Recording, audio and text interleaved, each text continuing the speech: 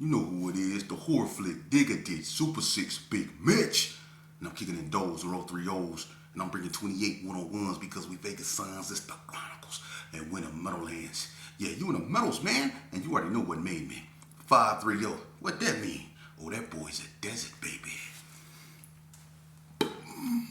Dub, Scrub, 22-inch gold Dana Danis, and Big Bolo Yang. We can never sit on McLean's, man.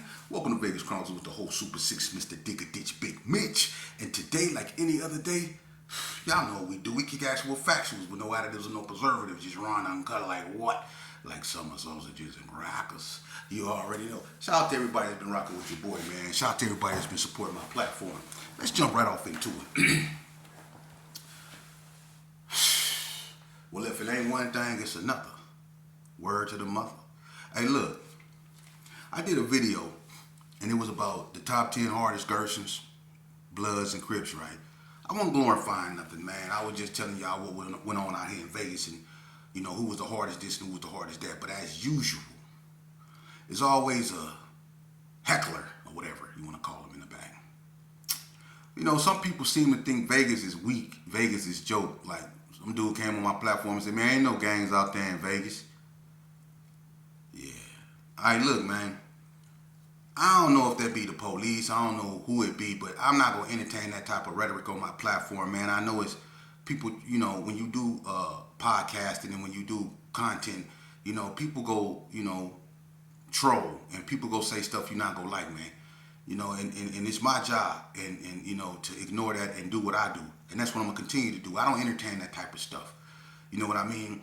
People that think Vegas is weak, you know what I mean? You can think whatever you want to, man. People came out here with that same attitude and they, you know, they found out, you know, different things, you know. And that's not to say Vegas is nothing other than Vegas, you know. But to say Vegas is weak and all that, man, you know what I mean? Y'all miss me with that, man. You know what I mean? Because I'm a thoroughbred Vegas native and ain't nothing weak about me. You know, I can't be pressed. I ain't never been pressed, and I'm not going to be pressed. But what I'm going to do is stay focused and try to help these youth, man, you know, stay out these streets, man, because I'm obligated, you know.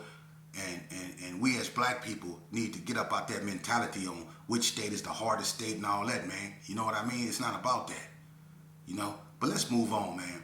You know, when it comes to Vegas, man, there's one thing, you know, that set us apart from people, man. We got our own swagger, man. We don't follow or copy nobody. Vegas got its own lingo. Now, what's going on today, I have no idea.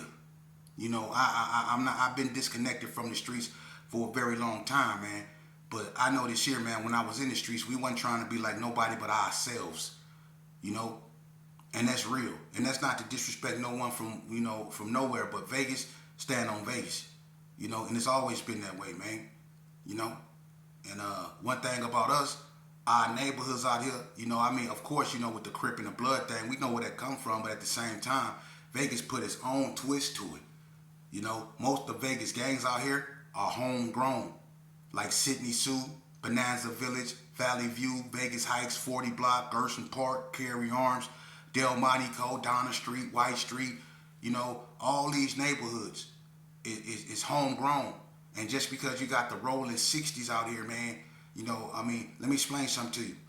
All the rolling 60s in Vegas, you know, the ones I grew up with, they're from Vegas. It was a Mad Dog and Acorn, you know, came out here, but Big Alexis, Steve Linsby, Big Alexis, the real Big Alexis, you know, he really put that down out here. And he's straight up off 40 Block, you know. But it was a Vegas native that pushed that 6-0. And it was a Vegas native cousins that came out here from California and bought that concept. But it was a Vegas dude that pushed that. That wasn't Mad Dog and Acorn wasn't turning out everybody. They bought that out here. But Big Alexis, Stabone pushed that. A Vegas native pushed that, man. You know? So Vegas always kept its own identity. You know? Even with Paru, you know? It was some Vegas boys that really pushed that, you know? So let's get that straight, man, you know. And as far as someone said, did Gerson Park get its influence from San Diego's Lincoln Park? No. Although Lincoln Park and Gerson Park share family relations, and I'm not going to get into that, but Lincoln Park and Gerson Park share family relations. You know, it's just a coincidence that they both wear green. You know, the Gersons didn't know nothing about Lincoln Park and them wearing green, and I'm pretty sure Lincoln Park didn't know nothing about the Gersons wearing green when it was incepted, when the rags were incepted. But like I say, it's family relations, and I'm gonna leave it at that. But the Lincolns had nothing to do with the Gersons. No, that's not true. Everything that Herbert Gerson has, it got from inside of Herbert Gerson. Everything that Herbert Gerson was made out of, it was made by people and members from Herbert Gerson. It had no outside influence, whether from another neighborhood or from another state, you know.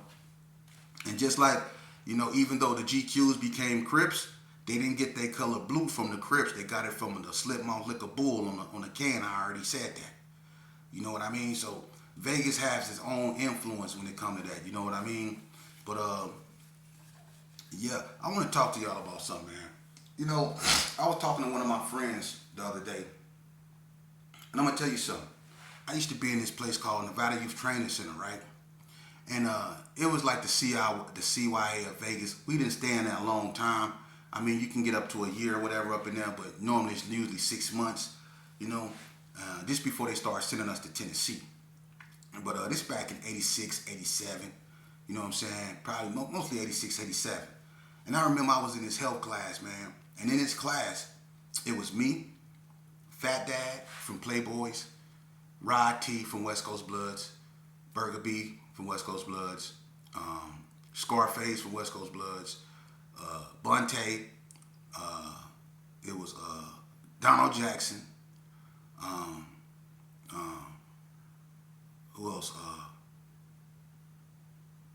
That's all I remember off the top. We used to sit and we used to crumb on each other, right? Just sit and just crumb on each other.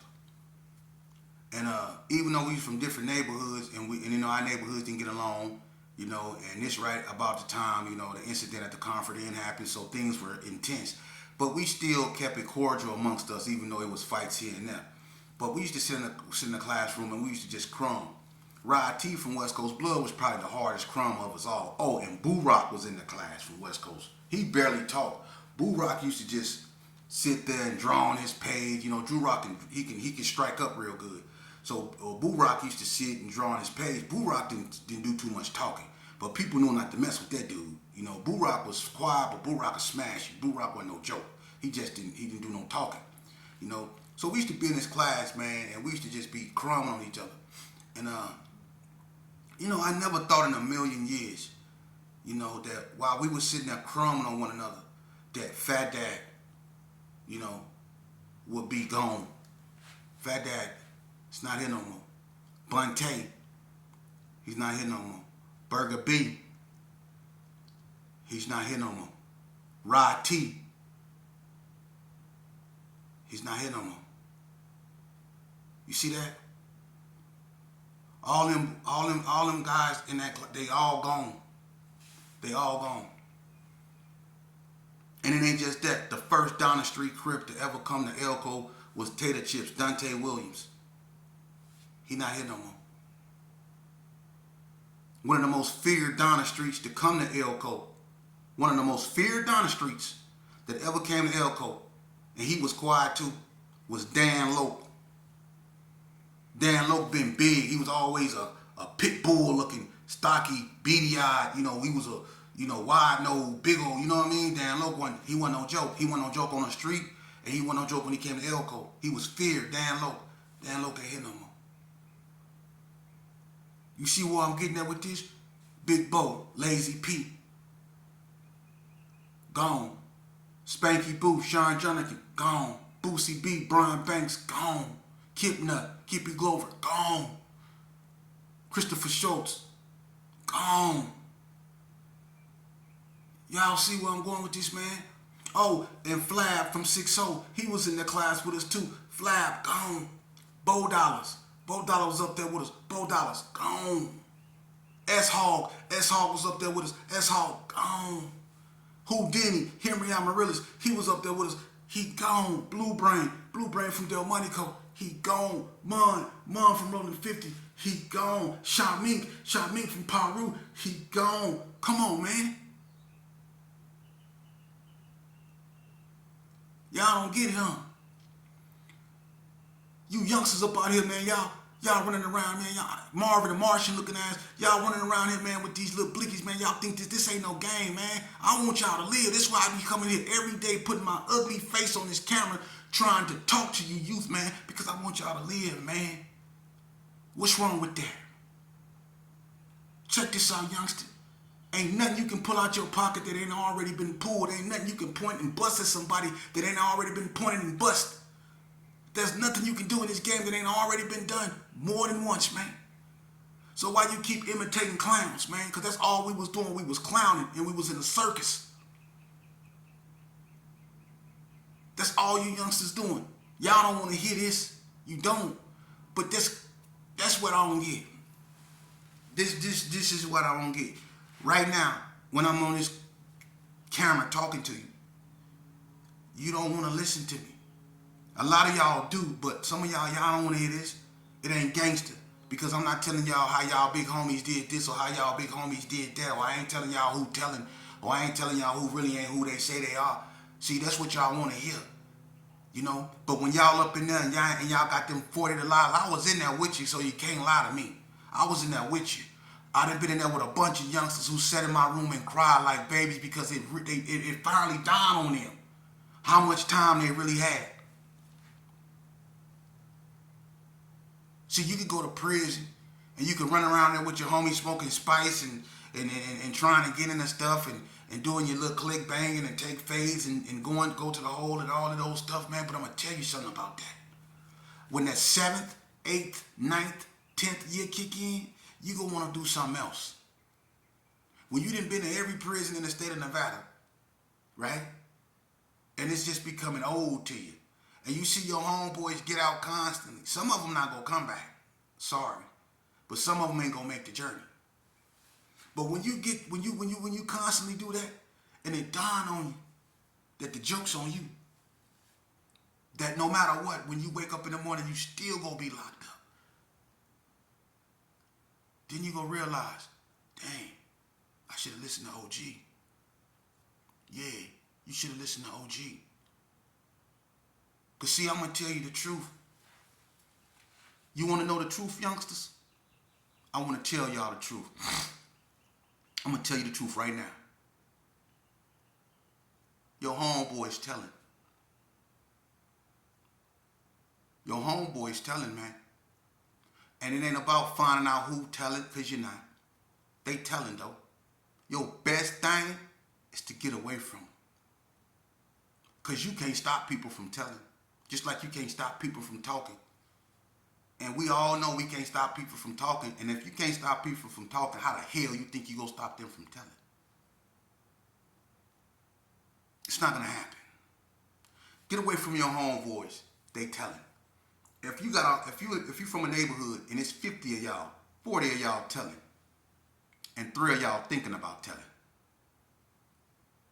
So if you're in the neighborhood and y'all, it's 50 of y'all, 40 of them telling for sure, and 3 of them thinking about telling. So it's probably 7 of y'all keeping it lightweight real. Is it worth it? Is it worth it? See what your homeboy's telling. Let me say it again. Your homeboy's telling. Y'all know that. And I'm going to tell you something else. Start shining. Make a name for yourself. Watch what happens. You go really find out who your homeboys is. Start shining. See? Because this is a new game they playing. See, I'm going to tell you something. This is what they doing now, youngster. See, I'm going to tell you the truth. See, if you out here, say for instance, you ferocious with what you doing, you down with Dre and the AK. So you doing your thing. You bodying, you know what I mean? You doing your thing. All right? You got them scared, right? You know how they do you now?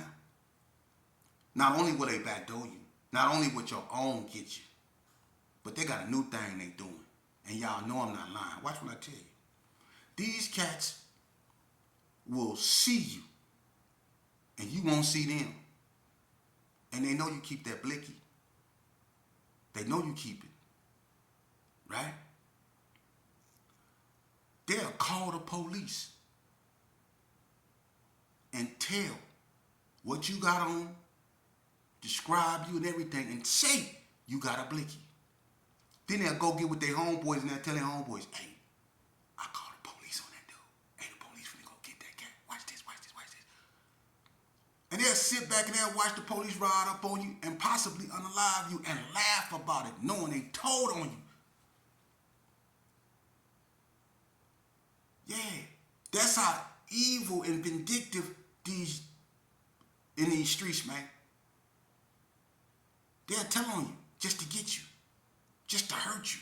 They'll tell on you. Yeah, he did it just to get you, just to get you. See? And they wouldn't care. They wouldn't care. It's dudes they know doing this that roll around here every day like they not doing that.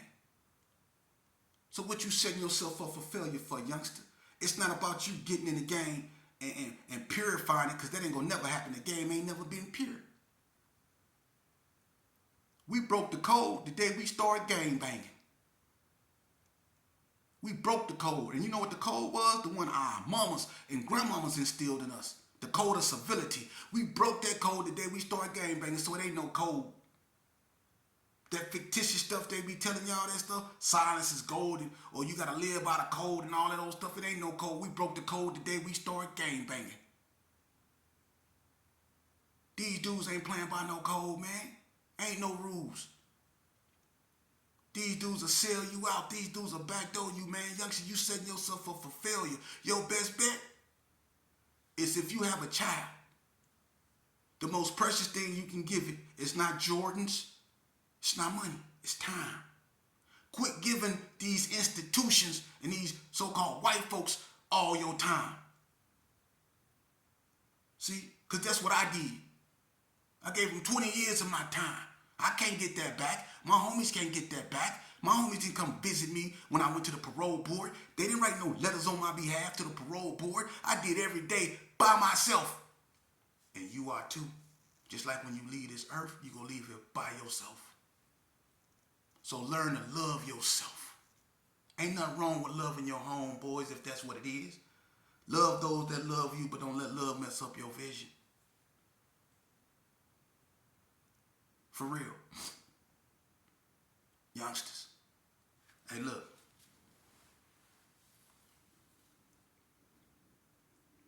Man, tell you something.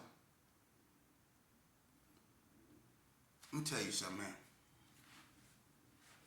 This game right here, it set you up for failure. I had a little homeboy.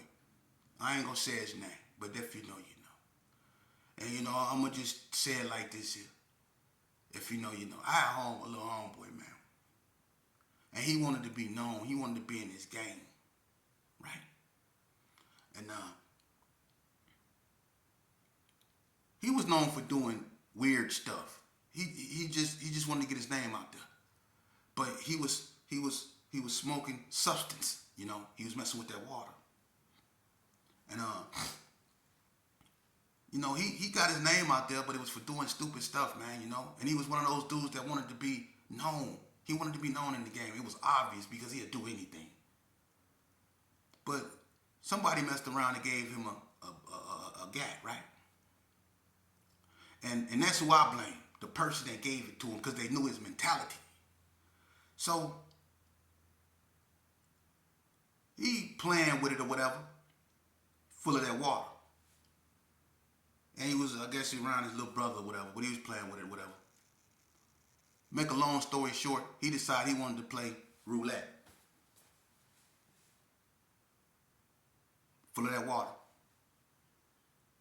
And he was playing roulette and he spun it, put it to his, you know what I mean, and unalived himself. Gone. Just that easy, just that fast. You join this, you setting yourself up for failure. Because I'm gonna tell you something. You know who, when you become a gangbanger, and you claim a neighborhood, I used to say I'm from West Side GPKs. You know what I'm saying? I used to be 369, L's up, K's down.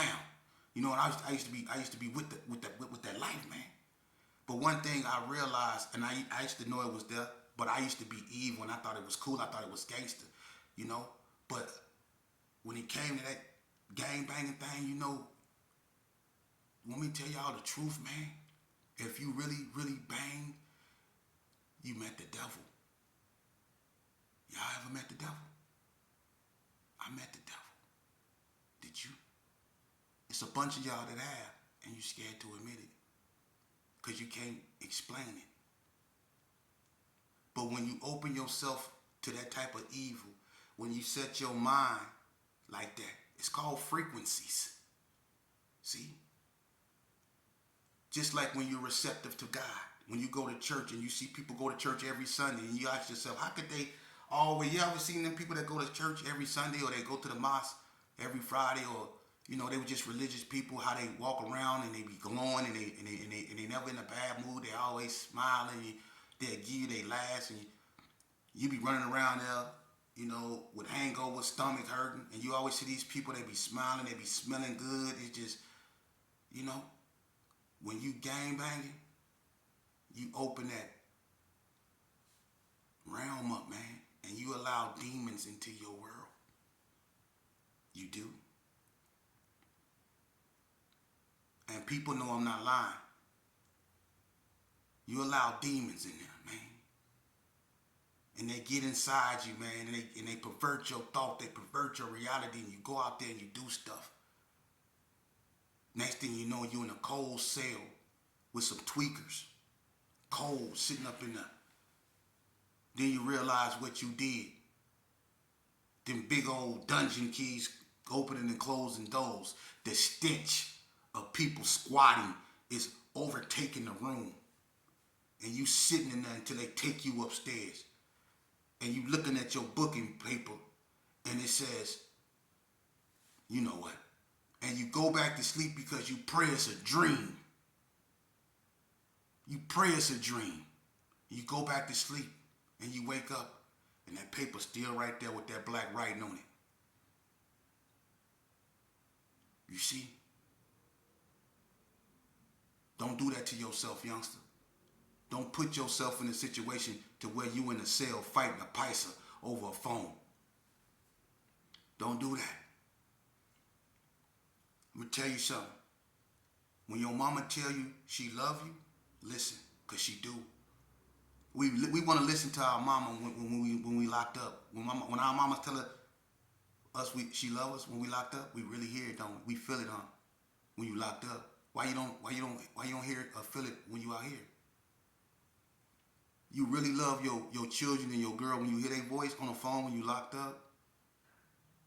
Yeah, when you really yourself and you really don't want to gang bang when you ain't around your homie. I done seen some of y'all break down and cry on the phone. I done seen some of y'all do that.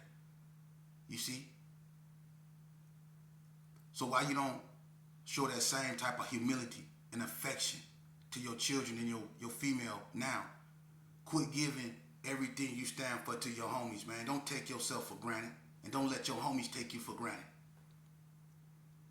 Don't do that. Ain't nothing wrong with going to church, man. Because we all gonna have to kneel before God one day. Ain't nothing wrong with going to church, man. Just don't get in no gang. Don't join no gang, man. Don't do that. And I'm gonna keep telling you that, man. These dudes sit on these platforms, man. And y'all can listen to that bull crap all y'all want to. It sound good when dudes is yelling, arguing back and forth, talking about, I'm going to do this to you, I'm going to do that to you. That sound real cool, and then when it's done and then people get involved, they going to do this too. Look at how all these stories end on these blogs when they talk about people cases. Look how all these stories end. That's how your story go end too. You are not no different, bruh. So my advice to you is stay away from gangs. Gangs is lame, man. Get in school, man. The OGs or your OGs should have told you this, man, because being in gangs ain't never got them no goddamn well. For real, man. Quit destroying your community, man. We men before we anything, and we got to stand up like men to protect our children and women if we want to still be here. Because these people, they preparing to get rid of us, man, in one way or another, man. And until we realize it's just us, we ain't gonna never get no justice.